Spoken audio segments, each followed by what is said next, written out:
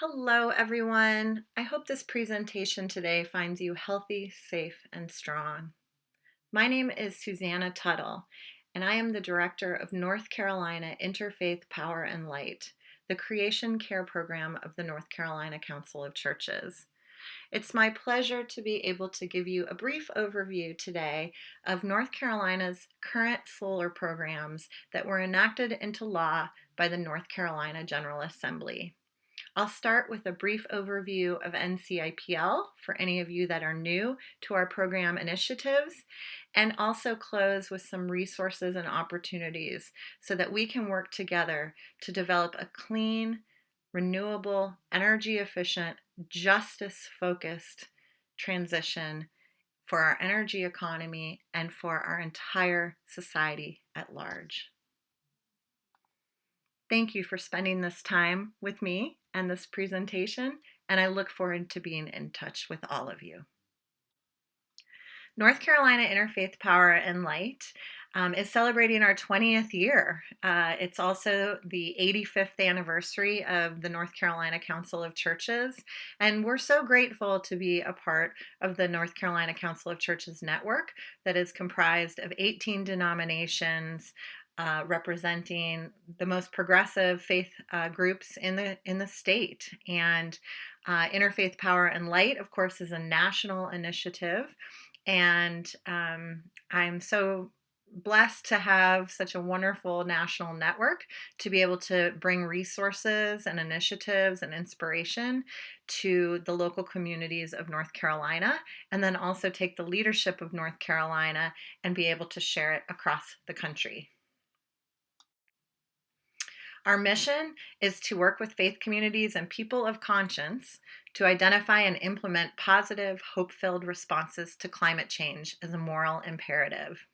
And when I deliver this information, folks often tell me that it is almost never that they hear the words hope-filled and climate change in the same sentence. And that's what I think is so unique about the work that we do, is that it really is focused on educating, inspiring, and mobilizing people of faith and people of conscience to think of the opportunities that are available to us and how a crisis and a climate emergency can bring us together in whole new, inspiring ways. And the ways in which we are going to move into a clean, renewable, just energy transition really will come from the understanding that we are all in this together, that we are one, and we are human family. And certainly now more than ever, we are experiencing that in real time.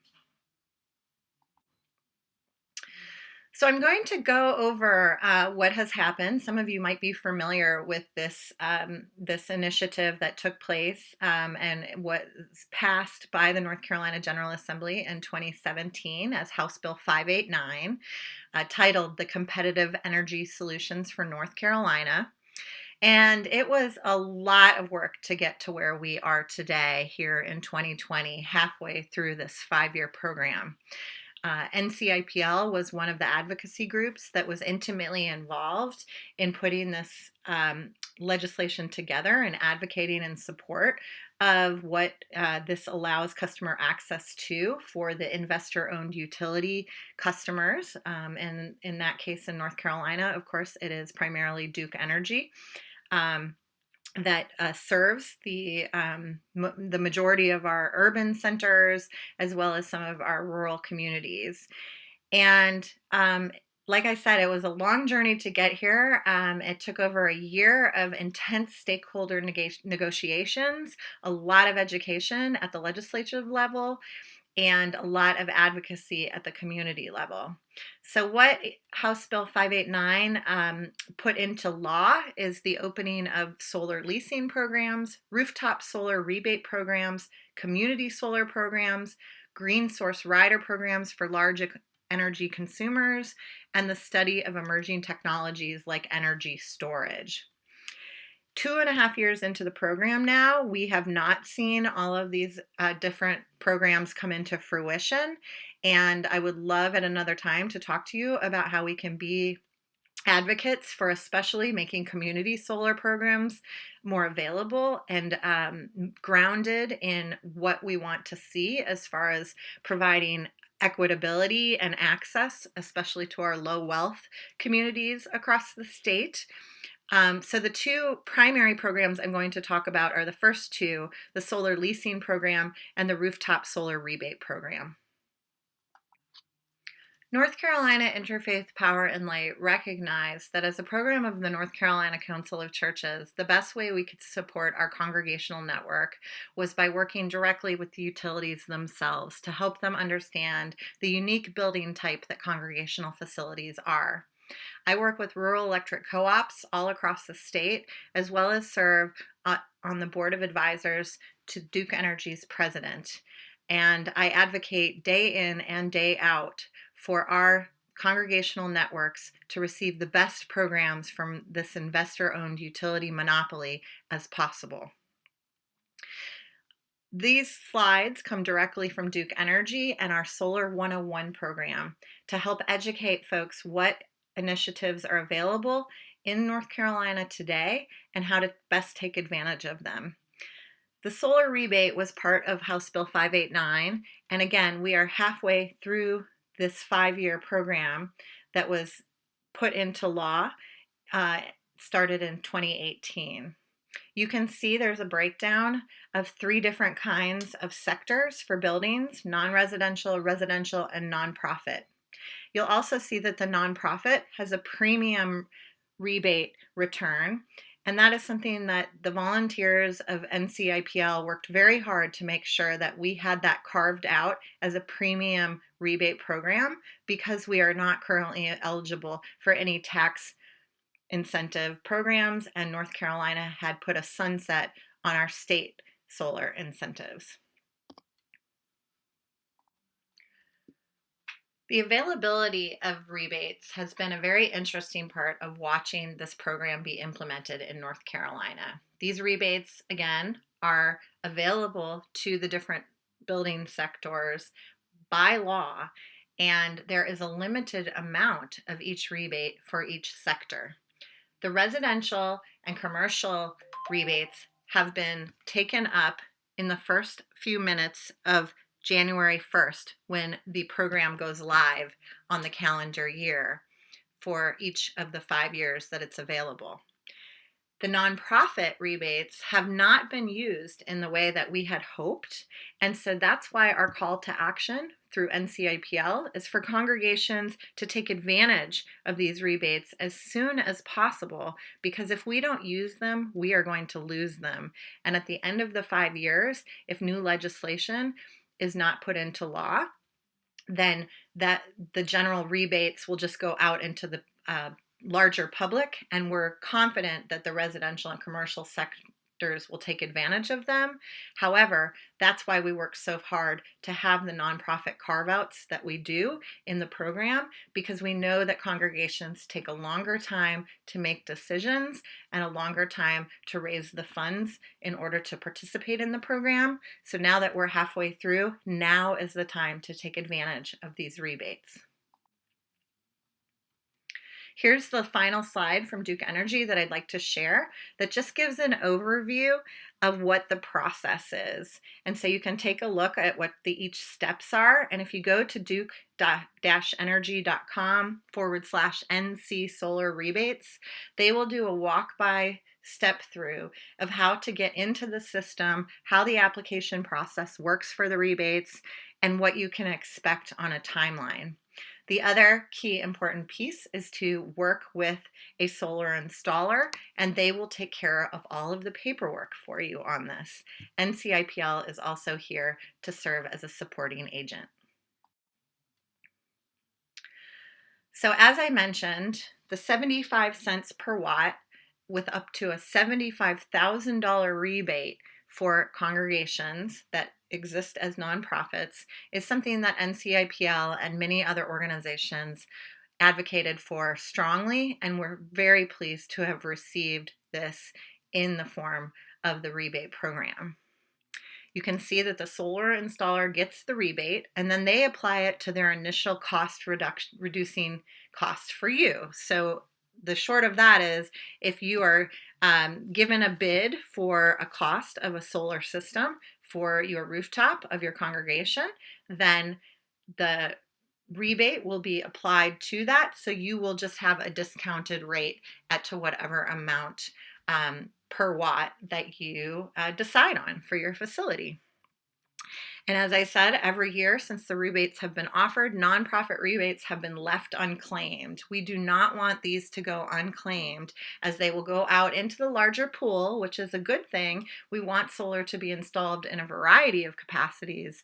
And we also know that installing solar on congregational facilities, particularly, is of great interest and of moral imperative, so that we as people of faith and people of conscience can be the example of how to generate and produce electricity without using fossil fuels. So now is the time to use them.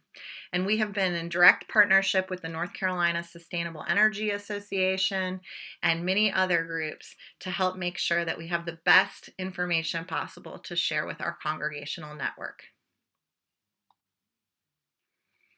So the second program that I just wanted to touch on for this presentation is the solar leasing program. Most important, as you see at the top, no money down. We know that every dollar spent on utility bills for congregations is a dollar taken away from our ministry. And we want our money to stay in the community at the community level. So for many congregations, it doesn't make sense for them to necessarily have their assets be literally stuck up on their roof. We want to be able to have our resources flow through the community structures. And we're very grateful to our partner, Eagle Solar and Light, which is a solar installing company and the only company to date that is working on small scale rooftop solar with nonprofits for the leasing program. Each solar installer has to apply through the North Carolina Utility Commission in order to become a lessor, is the word that they use. And so it's a process that requires paperwork, the ability to show that you have the financing, the ability to show that you can work as an agent in between the customer and the utility. And so again, we're really pleased that Eagle Solar and Light is so committed to the nonprofit sector that they're willing to work on smaller scale solar, because other lessors are looking at large scale solar and a return on that investment that doesn't necessarily apply to congregational facilities. So if you have any questions about this, I suggest you contact Eagle Solar and Light, and they will walk you through the entire solar leasing program. So congregational solar in North Carolina. This is an image that we are working on, an infographic that the North Carolina Sustainable Energy Association helped us produce.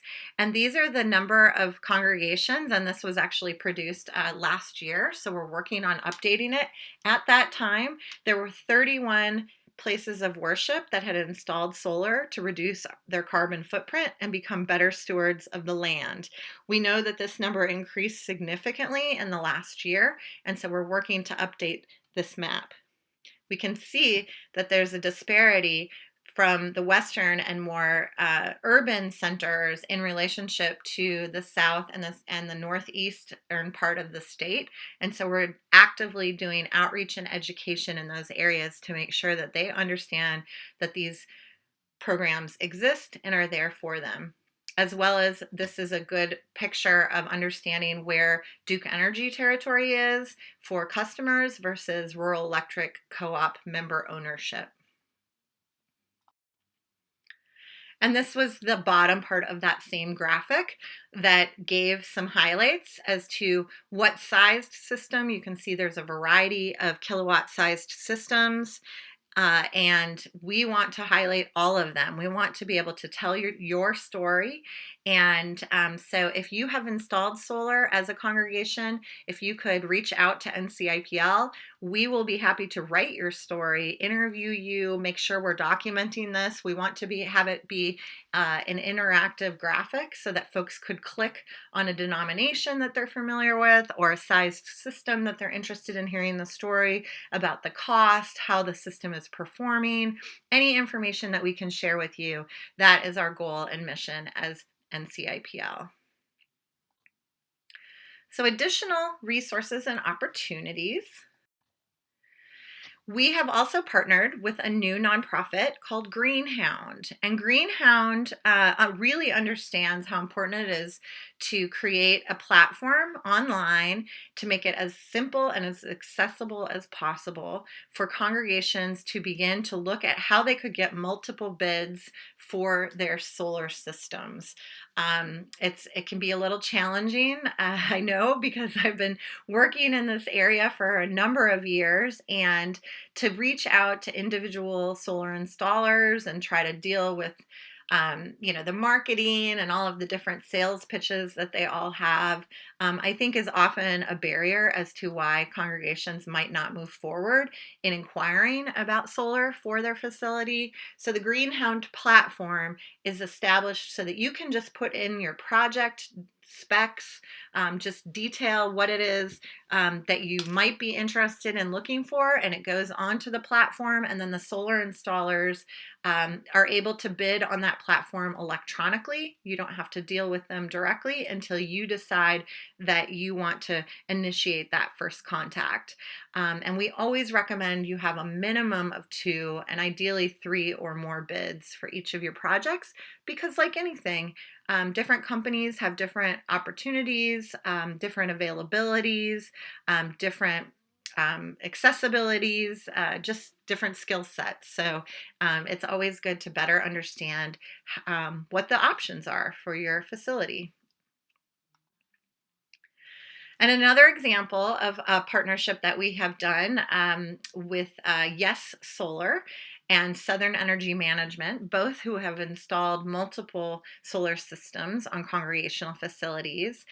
We called our initiative the Soul Train, and we traveled together as 3 organizations along with another climate partnership group that allowed us to give presentations, and then each of the companies, as they began to build relationships with potential customers, with each purchased system was able to actually contribute back to NCIPL, because we've learned from a lot of the solar installers that one of their largest line items in their budget is customer acquisition. So as we present and educate and inspire and mobilize folks to want to take advantage of solar, we're really grateful to these companies that understand the value of that and how they can support us to continue to do it moving forward.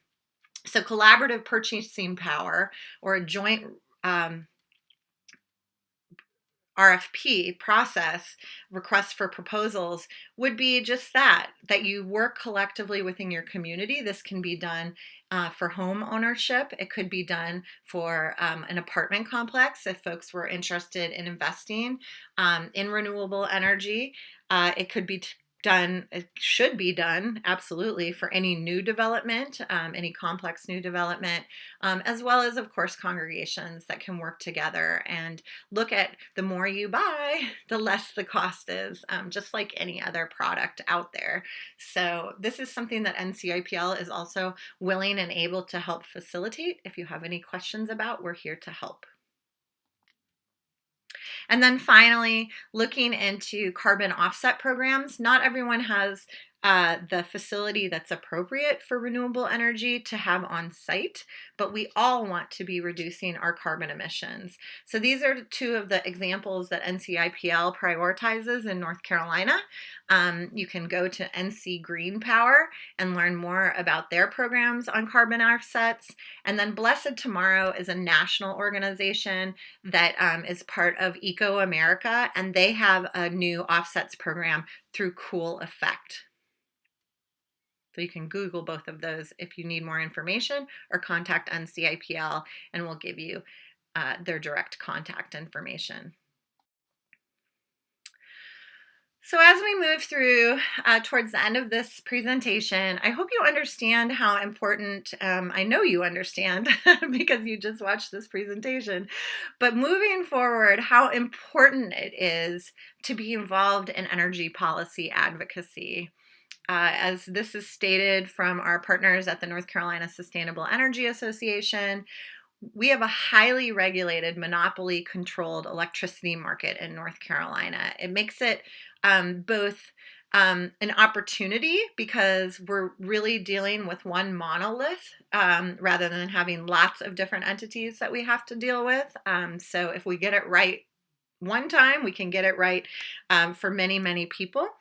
It also makes it very, very challenging because, of course, the utility itself has their own advocacy as far as what they want to see from their business plan. And so I am a strong believer in advocating with compassion and understanding that, as I often say in presentations in person, no one is boycotting electricity. I have not met folks that are boycotting electricity. I think it's an interesting idea, and it absolutely might come to that in the climate emergency scale that we're moving into.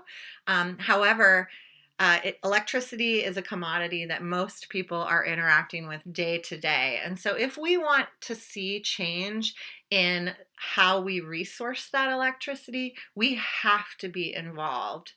And smart policies that create a window of opportunity for clean energy technologies to enter and compete in this regulated market, as it says here, are absolutely vital to continuing moving North Carolina's energy economy forward. We are a leader in clean, renewable energy in the nation, and we can do even more. And the more people that get involved, the more exciting it can be. So finally, as you see here, we are asking folks, especially this spring and in this election cycle, to pledge to be a faith climate voter and vote with climate change in mind. We really are encouraging more and more, so now more than ever, as we say, to write letters to the editor, to call your local, state, and federal electric officials. We don't have to necessarily, as regular people, we're not lobbyists, we're not, legal. Many of us are not legally professioned as far as understanding energy policy.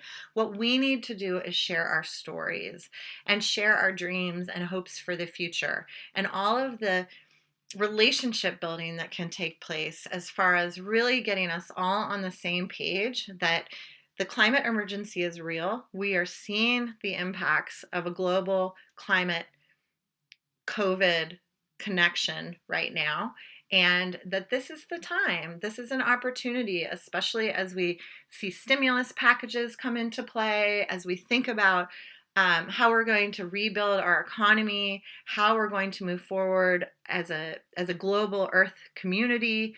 This is a time to share our stories. So if you go to ncipl.org, our Facebook page, our Twitter page, we're doing our best to share inspiration, education. We're doing tons of webinars right now. So please get involved. And we'd like to know you personally. So if you reach out to programs@ncipl.org, then you will reach directly to Sarah Ogletree, our programs coordinator. And finally, we hope that you'll support the work of NCIPL. We launched a Youth Leaders Initiative. We've been directly involved in the climate strikes at the front lines of climate justice. We've provided hundreds of free energy audits for congregations all across the state. And we just ongoing want to support and again serve as agents on behalf of all of you in the work that we do, and we really appreciate your support as we move forward doing that. And please reach out for more information. Gary Smith is our volunteer energy working group chair. We meet once a month on the phone, and we have engineers and auditors and solar advocates and wind advocates, a really great group of people. We have his phone number here and his email so that you can reach out to Gary directly.